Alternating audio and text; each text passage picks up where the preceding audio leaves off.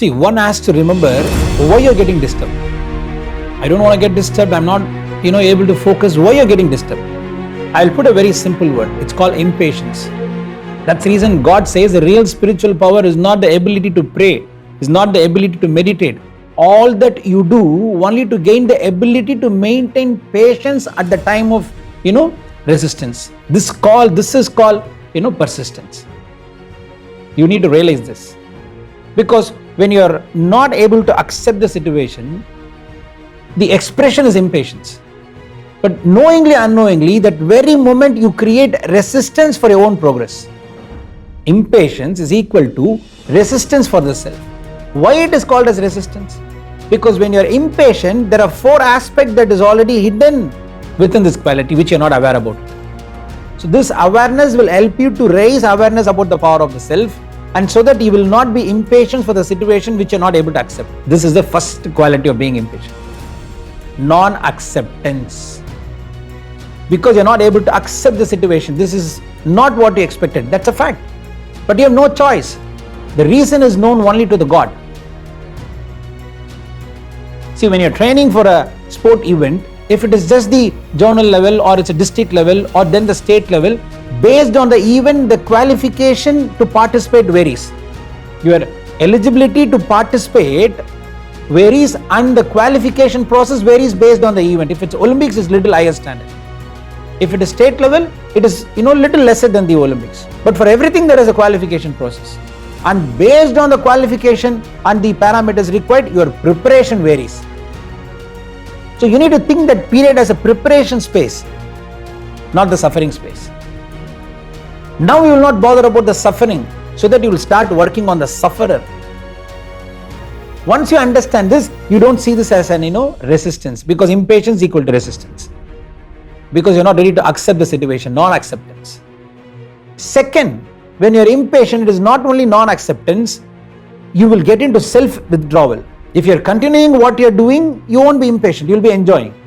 You're getting into the process of what? Self-withdrawal. Because you feel you don't have the power to face it. Powerlessness. This is not spiritual practice.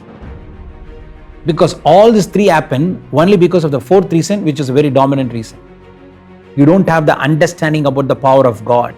You speak words like I trust in God, I believe in God, God is everything. All this just in words. But in reality, you have not established a contact with the God which is within you.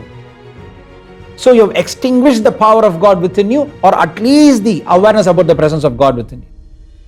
When this happens, automatically when something is happening not as per your expectation, suddenly you express impatience. And again, this is equal to resistance to the self. So from this moment, please understand, why am I getting distant? Why am I feeling impatient? Only because I don't have the willpower to face it. But what is this willpower? There is no such thing called willpower. Has to be trained. It has to be understood. It has to be understood. Now you will think about the consequence you want to face. With this understanding, you will prepare yourself not to get into wrong action anymore. So in this question, I want to put forth this answer also. So make a point, your intelligence is nothing without awareness about the presence of God in you.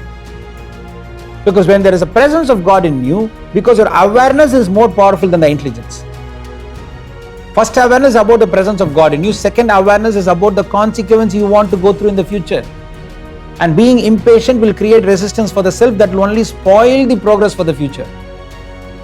Because 24/7 there will be evidence which is tempting you, which is provoking you to feel disturbed, to get mentally disturbed, to get emotionally disturbed. So there is going to be temptation. There will be provocation. And if you are aware about the repercussions or the consequence which you will face, will keep you away from wrong action. That's all. You want it or not, this world is full of visual, stimulation. There will be provocation. There will be temptation. And being aware about the repercussions that you're going to face in the future will keep you away from the wrong action. That starts on the mental level. Accept it. And just don't settle where you are. Now work towards the progress that you want to see. For that, you need to start working on your own self, not even outside of you. You need to work towards the progress that you want to see. The first work is not outside of you, it is within you. So give yourself first priority. Trust your own self. Give yourself first priority, then trust your own self. Now always remember, you want it or not, you are always blessed with the power to achieve whatever you want, just that you are not aware about it. Now you will renew your mindset. You will automatically upgrade your skill. You will keep learning and you will keep growing. Nobody can stop your growth. Nobody can stop your growth. And now you tell, will you be disturbed if you understand this? No. You will celebrate your very presence. So now you won't live a life of impatience or disturbance, rather you live a life of celebrating your own presence. From this moment, you will start applying another principle, which I was talking in the beginning, so that you won't start bothering about the suffering, because you don't need to work on the suffering. If you want to come out of the suffering, you don't need to work on the suffering, but you need to work on the sufferer. If you see somebody is singing a song and that song is not up to the mark, you won't change the song. You will help the singer to educate himself by investing some time on his own self and upgrading his skill. That's the reason I said, upgrade your skill, renew your mind. Now you will work on the sufferer, not on the suffering. Once you start doing this, the very thing that you called as suffering will no more be a suffering. That will be a learning.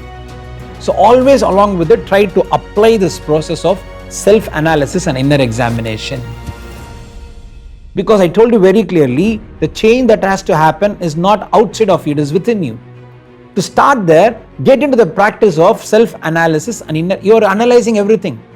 I don't want you to be an analyst. I want you to be a catalyst for your success. For that, you need to decide that you need to get into the process of self-analysis and inner examination. Once you do that, automatically that which is supposed to happen to eliminate the suffering will automatically happen. These 4 things will happen for sure. Once you get into the process of self-analysis and inner examination, just observe what is going in you. With respect to what is going in you, be aware what is it you want to enjoy. Get into the process of self-analysis and inner examination. First is elimination of weakness. Because once you know which is making you weak, you will automatically eliminate it. Second, you will expand your vision. You will increase your vision. And third one is the magic. It will maximize your peace, because once you know that you're going to achieve what you want, once you know that you're going to increase your vision to the next level, or which is better than the present vision, it will automatically maximize your peace, happiness. It will increase your success. Now you will not only see excellent growth in life, you will experience exponential growth in every aspect of life. Able to get what I'm trying to say? Register it in your mind and realize it through your soul. That is the incredible power of self-analysis and inner examination. You will not only see excellent growth, you will enjoy and experience exponential growth in every aspect of life. In every aspect of life. Aham Brahmasmi.